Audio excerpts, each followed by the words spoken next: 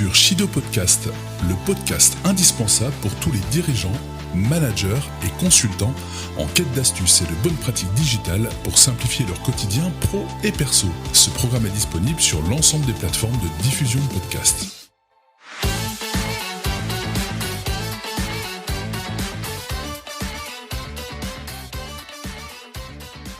Bonjour et bienvenue dans un nouvel épisode de Shido Podcast.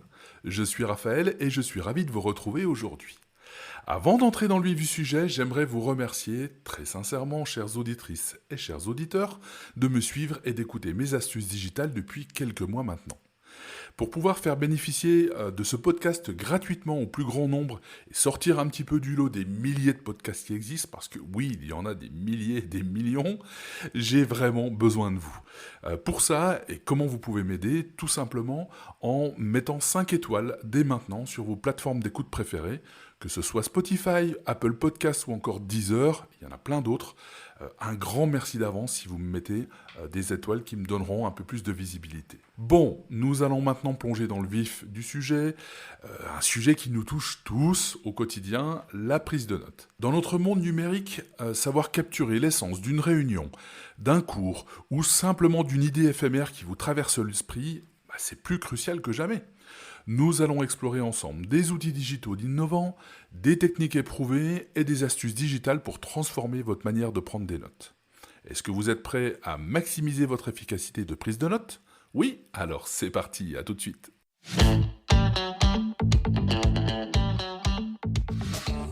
On va commencer par un tour d'horizon des applications de prise de notes, en partant des plus indispensables du quotidien professionnel pour aller jusqu'aux perles rares pour les amateurs de digital.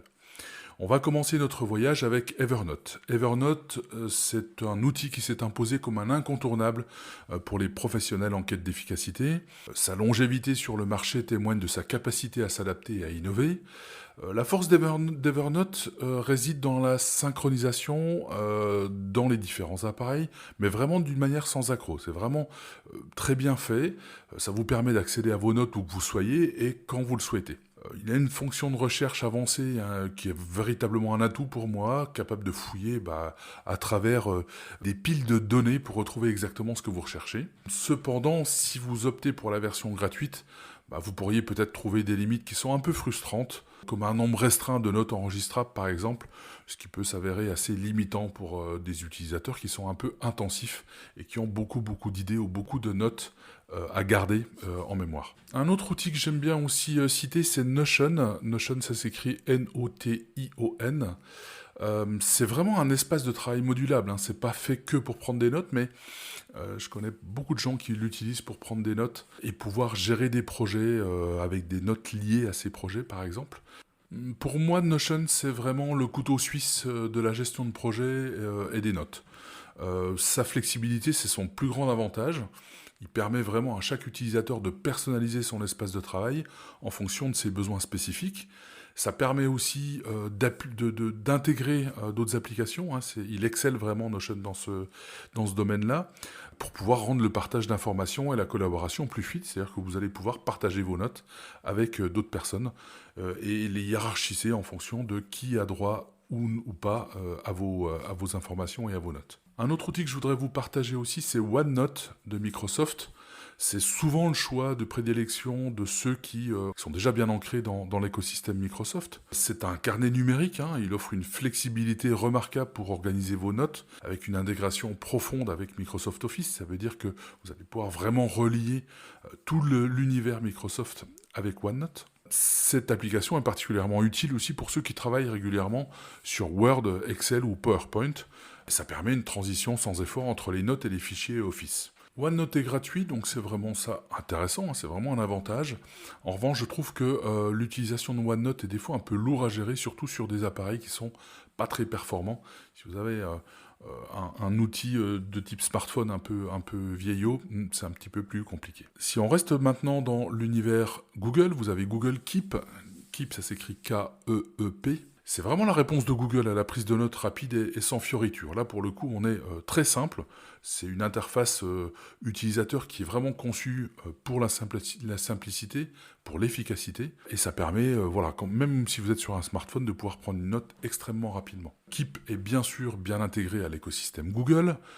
Ça facilite la synchronisation entre tous les appareils et puis surtout le partage avec d'autres applications Google.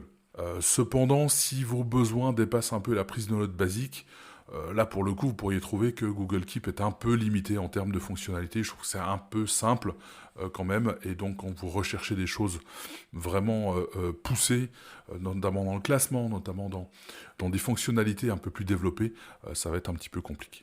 Autre application dont je voulais vous parler, c'est Bear. Bear, ça s'écrit B-E-A-R. C'est une application, là pour le coup, très élégante, conçue vraiment spécifiquement pour les utilisateurs d'Apple. Son design est soigné et vraiment ça en fait un choix attrayant pour ceux qui cherchent une expérience de prise de notes à la fois belle et fonctionnelle. Ce qui est intéressant aussi avec cette application, c'est que vous avez des options de personnalisation et une vraie capacité à gérer des notes complexes avec facilité, vraiment c'est très simple. Et ça, je trouve que c'est vraiment une prouesse qui a été faite sur cette application. Alors attention, vous serez obligé d'aller chercher un abonnement payant pour aller sur des fonctionnalités un peu avancées, comme la sauvegarde cloud par exemple. Ça, je trouve que c'est un peu dommage.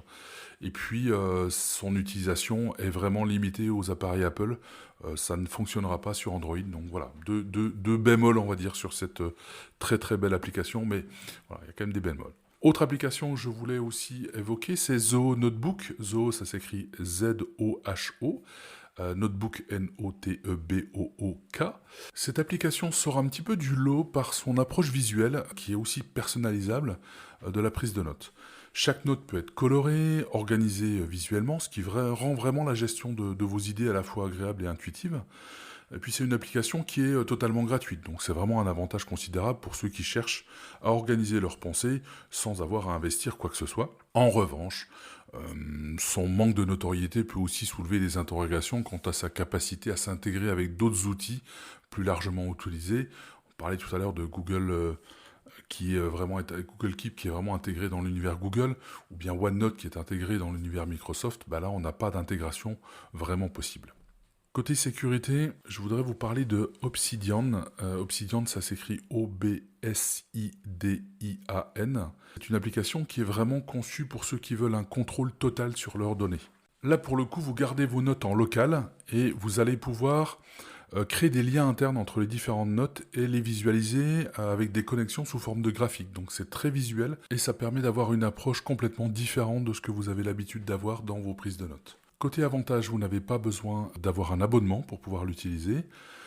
Il y a un vrai accent sur la propriété et la confidentialité de vos données, donc c'est vraiment plutôt intéressant. L'interface, en revanche, je trouve vraiment, elle est très très fonctionnelle, mais alors elle est très très austère aussi, enfin du moins, moi je la trouve très austère. Et puis la prise en main initiale demande quand même un certain investissement en termes d'organisation et de personnalisation. Donc voilà, sachez que c'est un petit peu particulier comme approche des notes. Et enfin, je termine avec Apple Note, la solution de prise de notes intégrée d'Apple, qui offre vraiment une expérience utilisateur fluide et intuitive. Il y a des fonctionnalités comme la possibilité de dessiner ou d'écrire à la main, possibilité aussi de faire une recherche très puissante, où on peut vraiment identifier du texte, même dans des images ou dans des documents scannés. Donc là, on a vraiment un outil qui est versatile pour la prise de notes quotidienne. Peut-être son principal inconvénient reste son exclusivité aux appareils Apple. Alors même si c'est vraiment super de pouvoir utiliser à la fois Apple Note sur votre Mac, sur votre iPhone ou sur votre iPad d'une manière très fluide et très simple, effectivement on ne peut pas l'utiliser autrement qu'avec ces appareils-là, donc c'est quand même limitant. Moi j'utilise vraiment au quotidien depuis des années, mais j'avoue que en préparant cet épisode, j'ai trouvé Zoho Notebook très puissant, avec une approche visuelle bien meilleure je trouve qu'Apple, donc je vais tester dès maintenant, et je vous en reparlerai dans un prochain épisode pour vous dire un petit peu comment je ressens, moi utilisateur d'Apple depuis toujours, comment ça fonctionne avec une autre façon d'aborder les notes sous Zoho Notebook.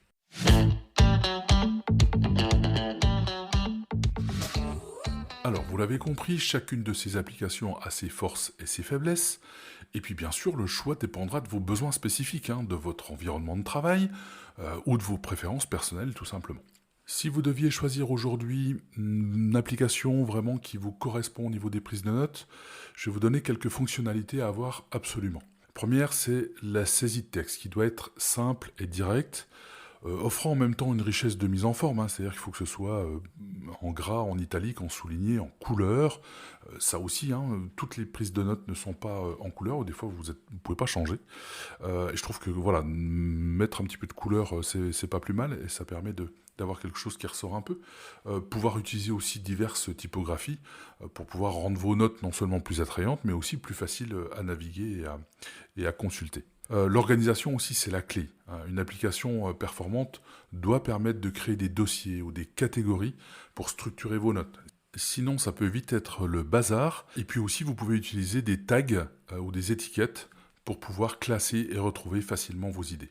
Pour moi, la synchronisation entre les différents appareils est aussi une fonctionnalité vraiment incontournable. Ça vous permet d'avoir un accès à vos notes où que vous soyez, sur un smartphone, sur une tablette ou sur un ordinateur, pour vraiment une continuité sans faille de votre travail. La recherche doit être aussi à la fois puissante et rapide, capable de fouiller dans le texte les notes, mais aussi, idéalement, dans les pièces jointes, éventuellement même dans les photos, de façon à ce que vous retrouviez votre information toujours à portée de main et toujours d'une manière très très fluide et très simple. Mais le top du top, c'est de pouvoir enrichir vos notes avec des images, avec des fichiers audio, ou avec des vidéos, ou des documents PDF, ou alors tout type de fichier qui va permettre d'enrichir considérablement votre prise de notes, pour pouvoir la rendre la plus complète et la plus nuancée possible, par rapport à juste du texte dans une note. C'est vrai que quand on peut illustrer, c'est quand même topissime. La sauvegarde automatique est aussi quelque chose pour moi d'incontournable, avec la possibilité d'exporter des notes dans divers formats, que ce soit en PDF ou autre d'ailleurs, pour pouvoir les transférer ou pour pouvoir les partager facilement. Là aussi, la notion de partage pour moi est quelque chose d'important, surtout quand vous le travaillez en équipe. Quand c'est des notes personnelles, effectivement, il y a peut-être moins besoin de les partager, mais sinon oui. Si vous êtes adepte des écrans tactiles ou bien des stylets, alors là aussi, la prise de notes manuscrite ou le dessin directement dans l'application apporte vraiment une dimension supplémentaire à votre créativité et surtout votre manière de consigner les informations. Faire des petites notes, des petits dessins, ça c'est pas mal. Ce que j'aime bien aussi, c'est avoir des rappels ou des alarmes. Voilà, par rapport à certaines notes, je trouve que c'est pas mal. Alors c'est pas une gestion de tâches, on est d'accord, on est bien dans les notes, mais pourquoi pas effectivement avoir des informations qui peuvent être rappelées à un moment donné avec une petite alarme par exemple. La capacité à accéder et modifier vos notes, même hors ligne, est cruciale. C'est-à-dire que si vous êtes en train de prendre des notes et que vous êtes hors réseau, que vous puissiez plus l'utiliser, je trouve voilà, là c'est problématique. En général, les applications permettent effectivement la prise de notes hors ligne. La sécurité, bien sûr, de vos informations est primordiale. Les options telles que le chiffrement, la protection par mot de passe ou l'authentification biométrique sont vraiment indispensables pour protéger vos notes les plus sensibles. Moi, j'utilise la reconnaissance faciale sur mon téléphone, mais vous pouvez utiliser aussi la biométrie et utiliser votre empreinte digitale pour sécuriser vos notes. Et enfin, je trouve que l'intégration avec d'autres outils et d'autres services, comme les calendriers par exemple, ou bien les gestionnaires de tâches, ou les gestionnaires de projets, ou encore bien sûr les plateformes de stockage en cloud, ça va augmenter votre productivité et l'efficacité de vos prises de notes.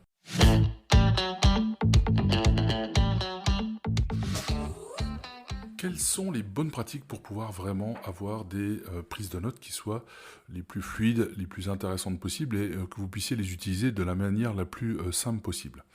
Première des choses, c'est intégrer des titres, des sous-titres, des listes à puces. Bref, vous avez une tonne de mots qui arrivent sur votre page. Si vous ne les hiérarchisez pas un tout petit peu, ça va pas être très clair. Donc ça paraît simple, mais c'est révolutionnaire. Cette démarche peut vraiment métamorphoser le fouillis de vos idées en un ensemble clair et structuré. Mais attention, prendre des notes, c'est juste le début. Pour que ces informations s'ancrent durablement, il faut les réviser régulièrement, c'est-à-dire modifier, ajuster. Là vraiment, c'est le secret d'une mémoire d'acier qui va vous permettre de retenir vos notes, mais aussi de les faire évoluer dans le temps. C'est-à-dire que plus vous allez retravailler régulièrement ces notes, plus elles vont être précises, plus elles vont être intéressantes. Et pourquoi pas non plus personnaliser votre façon de noter, adopter par exemple un système de symboles, d'abréviations qui vous sont propres, ça vous permet de gagner du temps. C'est un peu comme créer un code secret qui transforme des idées complexes en simples icônes ou en quelques lettres, rapide, efficace et surtout tellement satisfaisant. Engagez-vous aussi à fond dans vos notes. Posez des questions, faites des liens, résumez avec vos mots. C'est ce qu'on appelle la prise de notes active. Elle est vraiment cruciale pour vraiment comprendre ce que vous notez. Pour ceux qui pensent en images, donc qui ont vraiment une visualisation de vos notes, est-ce que vous avez déjà pensé au mind mapping? Donc le mind mapping, c'est vraiment intéressant pour pouvoir avoir l'interconnexion entre les différentes informations, différentes notes que vous allez prendre. Mais aussi, vous pouvez utiliser des images, des photos que vous allez prendre sur le net ou que vous allez prendre avec votre appareil photo, par exemple. Là aussi, ça peut être intéressant pour enrichir vos notes. Et puis, regrouper vos idées. Vraiment, ça simplifie les choses, surtout quand on travaille sur de gros projets ou des sujets complexes. Le fait de regrouper vos idées en rassemblant les concepts similaires, ça vous permettra plus facilement de créer des choses, d'être créatif, ou bien de retenir des choses si vous êtes plutôt sur le côté apprentissage, par exemple. Et j'en termine avec une bonne pratique qui est la prise de notes par dictée vocale. Même si ça marche pas toujours très très bien, quelquefois il faut un peu de correction manuelle, ça peut vraiment vous permettre d'aller très vite et d'avoir une prise de notes qui est peut-être à la volée et beaucoup plus dans le vrai que si vous êtes en train de réfléchir et vous êtes en train de noter, surtout quand on est obligé de taper sur son téléphone par exemple. Quand on est sur l'ordinateur, ça va relativement vite, mais sur le smartphone, ça peut être un peu long à taper. Donc vraiment, n'hésitez pas à utiliser la dictée vocale pour vos notes et vous allez voir, vous allez gagner un temps fou.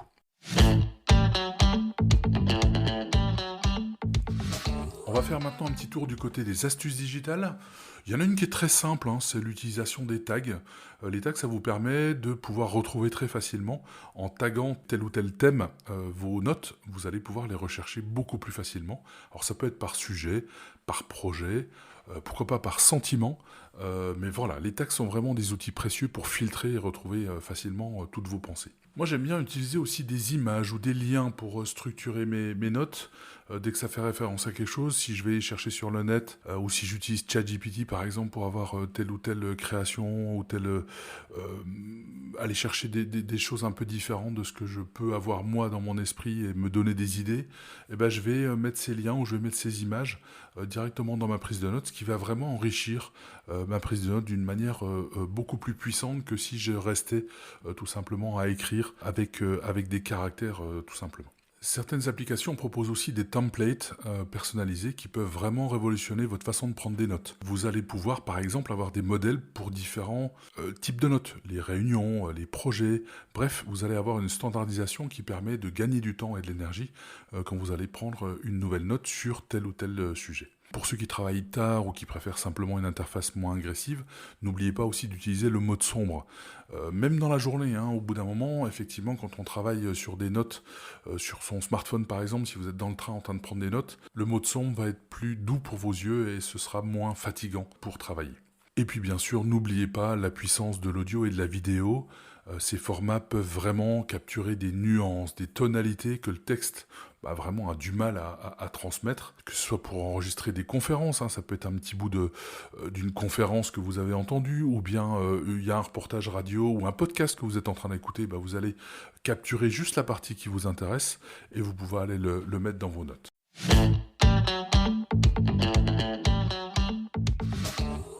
Pour finir, je voulais aussi aborder la différence entre l'approche personnelle et l'approche professionnelle de la prise de notes. Il y a une vraie distinction entre la prise de notes personnelle et professionnelle, et c'est souvent dans le but et dans le contexte qu'on va voir la différence. Du côté personnel, vous allez peut-être privilégier plutôt la rapidité et la créativité en utilisant par exemple des mind maps ou des notes audio ou des photos, des dessins, etc.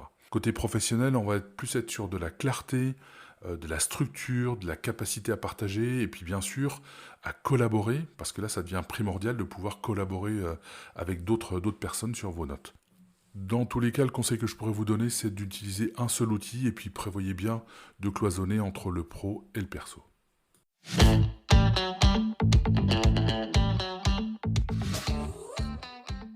Voilà, on arrive à la fin de cet épisode. On a vu pas mal d'outils, on a vu des techniques, des astuces pour transformer vos prises de notes.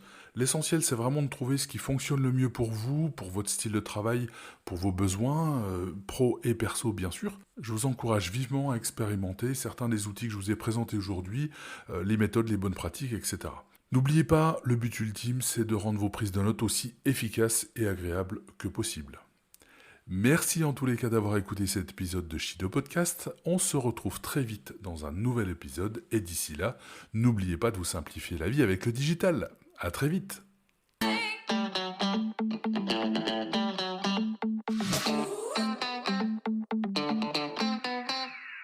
Merci d'avoir écouté Shido Podcast. On se retrouve dans un prochain épisode pour des tips, des astuces et des outils digitaux qui vous permettront de gagner du temps et de l'efficacité dans votre vie pro et perso. D'ici là, n'oubliez pas de vous simplifier la vie avec le digital. À très vite.